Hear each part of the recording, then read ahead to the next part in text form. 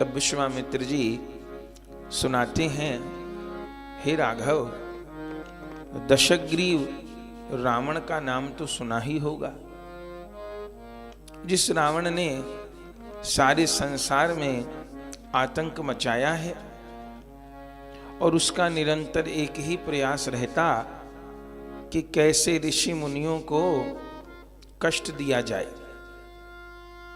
एक बार उस रावण के मन में एक विचित्र विचार आया और उसने अपने राक्षसों को कहा कि दंडकारण्य के जंगल में जितने भी ऋषि मुनि रहते हैं वो दंडकारण्य के जंगल मेरे हैं, मेरे प्रभाव में हैं, मैंने उन जंगलों को जीता है, तो वहां जितने भी ऋषि मुनि रहते हैं वो मेरी ही भूमि पर रहते हैं और मुझे कुछ देते नहीं, तो जाओ उन सब ऋषि मुनियों से कर लेकर के आओ, न तो वो उस जंगल को छोड़कर कहीं चले जाएं। ये दुष्ट राक्षस लोग चले और जैसे भारत भूमि में प्रवेश किए तो दक्षिण छोर पर सबसे पहले अगस्त जी का आश्रम पड़ा और उन्हीं से इन रावण के दुष्ट राक्षसों ने कर मांगा। अगस्त जी को बहुत विचित्र लगा कि अब रावण का इतना साहस बढ़ गया कि अरण्य में रहने वाले वनवासी संतों को भी चैन से नहीं जीने दे रहा।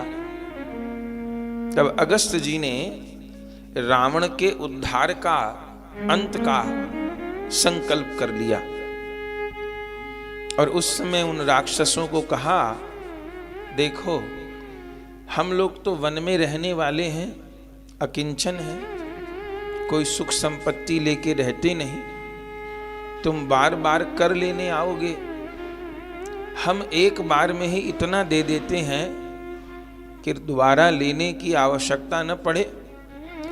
श्राप भी एक ही बार देते हैं और आशीर्वाद भी एक ही बार देते हैं, तो और कुछ तो कर देने के लिए हमारे पास नहीं है। उस समय अगस्त जी ने एक कलश मंगवाया और अपने अंगूठे में, हाथ के अंगूठे में एक कांटा लेकर के बींध दिया और फिर अंगूठे को दबाकर 10-20 रक्त की बूंद उस कलश में डाल दी। उनको देख करके बाकी भी और जितने ऋषि मुनि थे उन सब ने भी यही किया। वह रक्त का कलश भर गया और उसी को बंद करके वह कलश उन राक्षसों को दिया और कहा, ले जाओ रावण के पास और कह देना यही हमारा कर है और ये कलश ही उसके समूल विनाश का कारण बनेगा। जैसे ये लोग पहुंचे, रावण के तो हाथ पांव कांप गए और कहा कि तुमको सबसे पहले अगस्त ही कर मांगने को मिले थे।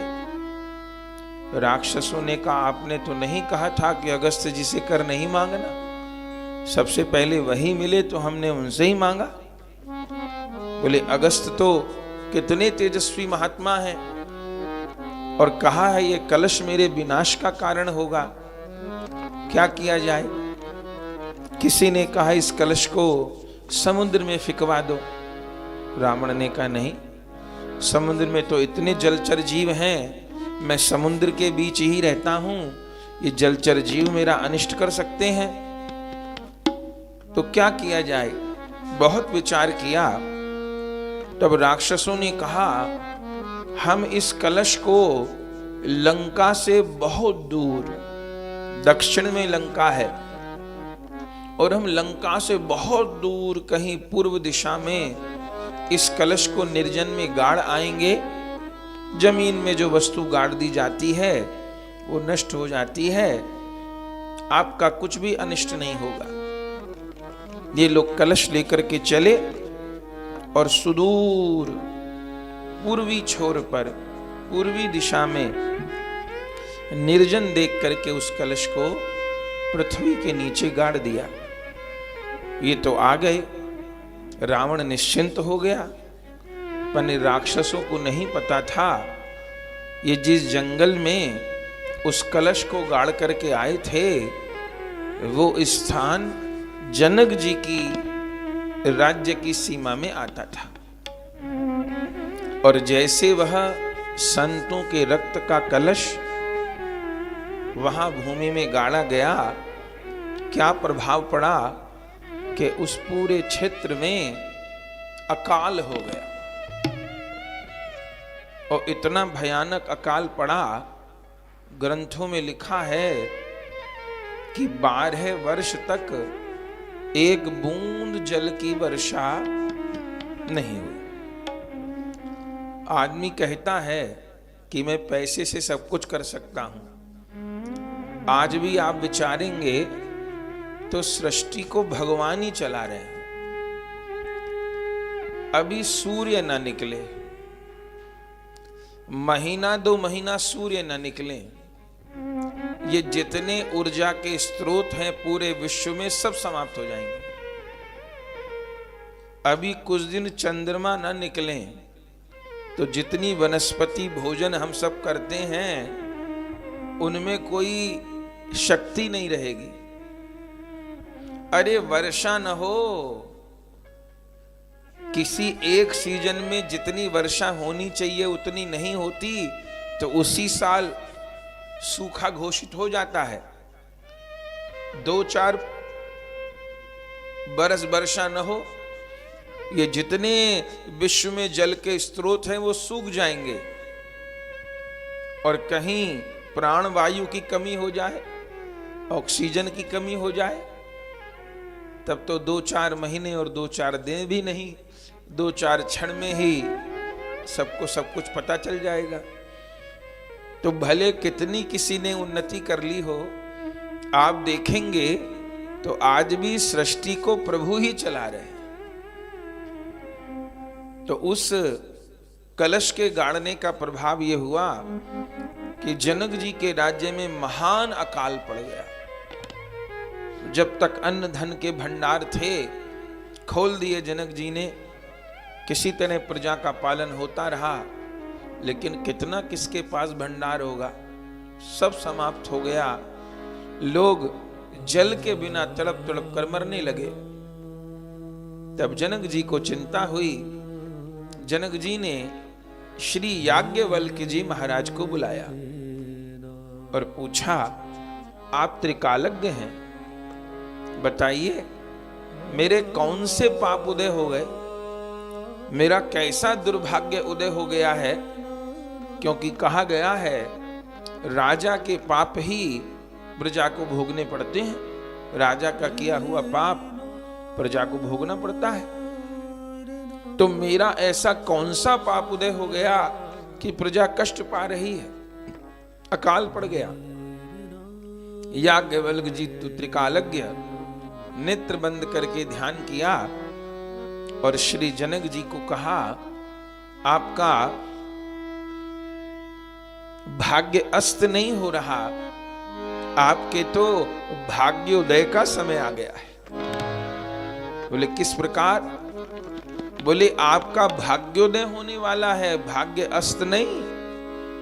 बोले महाराज मैं तो नहीं समझ पा रहा, पर ये संकट कैसे दूर होगा? बोले संकट जल्दी दूर होगा, पर इसके लिए आपको यज्ञ करना होगा। कल हमने सुना कि त्रेता की मुख्य उपासना ही यज्ञ थी, इसलिए प्रायः सब राजा यज्ञ करते दिखाई देते हैं और सब ऋषि मुनि भी यज्ञ में लगे रहते हैं। यज्ञ करना होगा, मैं ही यज्ञ कराऊंगा, बड़ी कृपा, आप यज्ञ कराइए, वर्षा हो, प्रजा का संकट दूर हो। बोले पहले उस भूमि का चयन करना होगा और शोधन करना होगा जो भूमि यज्ञ के लिए उचित हो। तब रथ पर बिठा करके श्री याज्ञवल्क्य जी महाराज को जनक जी ने भ्रमण कराया और भ्रमण कराते कराते जब उसी स्थान पर पहुंचे जहां वो कभी कलश गाड़ा गया था, याज्ञवल्क्य जी ने कहा यही भूमि यज्ञ के लिए उचित है, अब इसी का शोधन कराइए। बोले सेवकों को आज्ञा दूं, इस भूमि की जुताई करके इसका शोधन करें। याज्ञवल्क्य जी ने कहा नहीं, सेवक कर्मचारी नहीं करेंगे, कौन करेगा?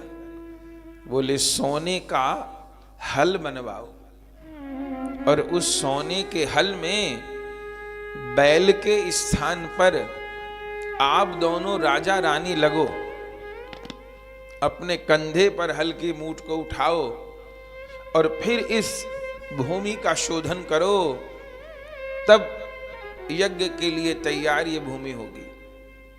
उस समय जनक जी ने ऐसा ही गुरु आज्ञा से किया, सोने का हल बनवाया और राजा रानी दोनों उसमें बैल की भांति जुट गए और जैसे ही उस भूमि का शोधन करने लगे, करते करते करते जहां वो कलश गड़ा था वहां आकर के हल की नाव अटक गई। बोले अब क्या होगा? बोले जानकी जी का प्राकट्य होगा। बोले गाड़ा तो रक्त का कलश गया था, प्रकट होंगी जानकी जी किस प्रकार? बोले जानकी जी साक्षात प्रेमा भक्ति का स्वरूप है, साक्षात प्रेमा भक्ति का स्वरूप है। तो माता पिता से जन्म ग्रहण नहीं किया है, लेकिन कोई ना कोई माध्यम तो बनेगा। पृथ्वी की पुत्री बन रही हैं श्री जानकी जी, लेकिन निमित्त बनाया है संतों के रक्त को। बोले संतों के रक्त में कौन चीज का निवास है? बोले संतों की रग रग में भक्ति का निवास है। भजन करते करते महात्माओं की जो देह होती है, संतों की जो देह होती है, वह भक्तिमय हो जाती है। उनके बुद्धि, मन, प्राण, चित्त, आत्मा, रक्त, मज्जा सब कुछ भक्तिमय हो जाते हैं। तो भक्ति महारानी को अवतार लेना है तो उन भजनशील महात्माओं के रक्त को माध्यम बना करके जानकी जी का अवतरण हो रहा है। हल रुक गया और जैसे हल रुक गया, बहुत प्रयास करने पर भी आगे नहीं बढ़ा। याज्ञवल्क्य जी ने कहा क्या हुआ? बोले भूमि में कोई वस्तु गड़ी है। बोले देखो। उसी समय हल को किनारे पर रख करके दोनों हाथों से जो मिट्टी को हटाने लगे हैं, भूमि से प्रकाश निकलने लग गया, मानो एक सूर्य तो आकाश में हो और एक सूर्य पृथ्वी के नीचे दबा हो। जैसे जैसे हाथ से रज हटाते जा रहे हैं, दिव्य प्रकाश निकल रहा है।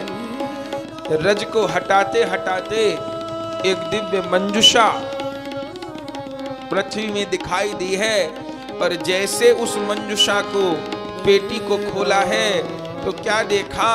कोई छोटी सी कन्या किलकारी भर रही और जैसे उस बालिका का दर्शन किया और जैसे ही स्पर्श किया, अरे उसी समय आकाश में बादल छा गए। अभी तो यज्ञ नहीं हुआ, 12 वर्ष से अकाल पड़ा हुआ था, आकाश में बादल छा गए और घनघोर वृष्टि होने लगी। याज्ञवल्क्य जी ने कहा राजन, यज्ञ तो पीछे करना, अभी तो यज्ञ का संकल्प हुआ था कि मनोरथ पूर्ण हो गया। यह तुम्हारी अयोनिजा कन्या है, इसको स्वीकार करो। देखते ही जनक जी की धर्मपत्नी सुनैना मैया के हृदय में वात्सल्य उमड़ आया। दोनों राजा रानी ने अपने अंक में उस कन्या को भरा है और फिर जनकपुर में ले जाकर के महान उत्सव मनाया। जानकी जी प्रकट हुई, महान उत्सव जनकपुर वासी मनाने लगे। आइए हम लोग भी जानकी जी का उत्सव मनाते हुए फिर विवाह की लीला में प्रवेश करें। सब भक्त जन गाने लगे, राम रघुवर की प्राण प्रिया, भजो रे मन सिया सिया। राम रघुवर की प्राण प्रिया, भजो रे मन सिया सिया। राम रघुवर की प्राण प्रिया, भजो रे मन सिया सिया। राम रघुवर की प्राण प्रिया भजो रे मन सिया सिया। सिया सिया भजो सिया सिया। सिया सिया भजो सिया सिया। सिया सिया भजो सिया सिया। सिया सिया भजो सिया सिया। राम रघुवर की बधाई है। राम रघुवर की बधाई है। राम रघुवर की प्राण प्रिया भजो रे मन सिया सिया। राम रघुवर की प्राण प्रिया भजो रे मन सिया सिया। राम रघुवर की प्राण प्रिया भजो रे मन सिया सिया। राम रघुवर की प्राण प्रिया भजो रे मन सिया सिया। सिरहल की नौक सिया हर की हराई। हर की नोक सिया हर की हराई। तेहि ते प्रगटाई ताते सीता कहाई। तेहि ते प्रगटाई तात सीता कहाई। तेहि ते प्रगटाई ताते सीता कहाई। तेहि ते प्रगटाई तात सीता कहाई। जग को कृतारथ किया भजो रे मन सिया सिया। सारे जग को तारत किया भजो रे मन सिया सिया। राम रघुवर की प्राण प्रिया भजो रे मन सिया सिया। राम रघुवर की प्राण प्रिया भजो रे मन सिया सिया। पहले प्रगट भई हो के किशोरी। पहले प्रगट भई हो के किशोरी। पहले प्रगट भई हो के किशोरी। पहले प्रगट भई हो के किशोरी। रोवन लगी बन के नन्ही सी छोरी। रोवन लगी बन के नन्ही सी छोरी। रोवन लगी बन के नन्ही सी छोरी। रोवन लगी बन के नन्ही सी छोरी। राजा जनक जी ने जय हो। राजा जनक जी जय ने हो। राजा जनक जी ने गोद में लिया भजो रे मन सिया सिया। राजा जनक जी ने गोद में लिया भजो रे मन सिया सिया। राम रघुवर की प्राण पिया भजो रे मन सिया सिया। राम रघुवर की प्राण प्रिया भजो रे मन सिया सिया। दूर भयो बारे बरस को अकाला। दूर भयो 12 बरस को अकाला। दूर भयो बारे बरस को अकाला। दूर भयो 12 बरस को अकाला। मिथिला निवासी भय सब ही निहाला। मिथिला निवासी भय सब ही निहाला। मिथिला निवासी भय सब ही निहाला। मिथिला निवासी भय सब ही निहाला। याने मर्तों को जय हो। याने मर्तों को जय हो। याने मर्तों को लीनो जिया भजो रे मन सिया सिया। ज्ञान मर्दों को लीनो जिया भजो रे मन सिया सिया। रघुवर की प्राण पिया भजो रे मन सिया सिया। राम रघुवर की प्राण प्रिया भजो रे मन सिया सिया। सकल जग की जननी आज कन्या बन आई। सकल जग की जननी आज कन्या बन आई। सकल जग की जननी आज कन्या बन आई। सकल जग की जननी आज कन्या बन आई। भूमि जा विदेह जा जनक जा कहाई। भूमि जा विदेह जा जनक जा कहाई। भूमि जा विदेह जा जनक जा कहाई। भूमि जा विदेह जा जनक जा कहाई। आके बन गई जय हो। आके बन गई जय हो। आके बन गई जनक की धिया भजो रे मन सिया सिया। आके बन गई जनक की धिया भजो रे मन सिया सिया। राम रघुवर की प्राण प्रिया भजो रे मन सिया सिया। राम रघुवर की प्राण प्रिया भजो रे मन सिया सिया। मैया सुने ना कोहिया भरे आयो, मैया सुने ना कोहिया भरी आयो, मैया सुने ना कोहिया भरे आयो।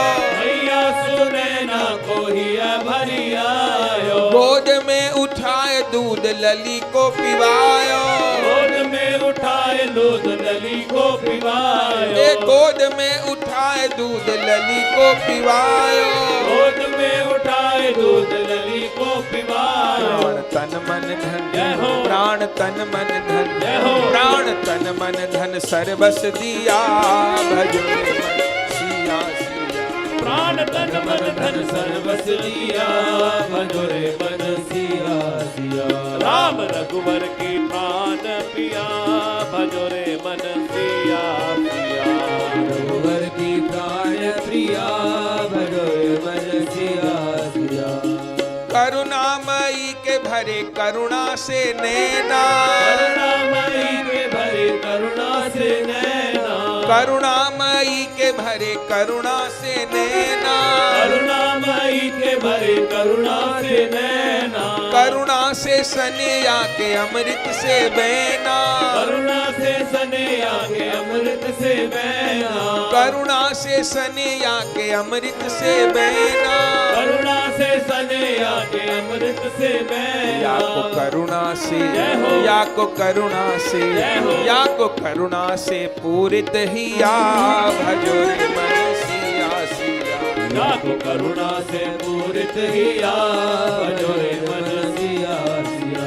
राम रघुवर की प्राण पिया भजो रे मन सिया सिया।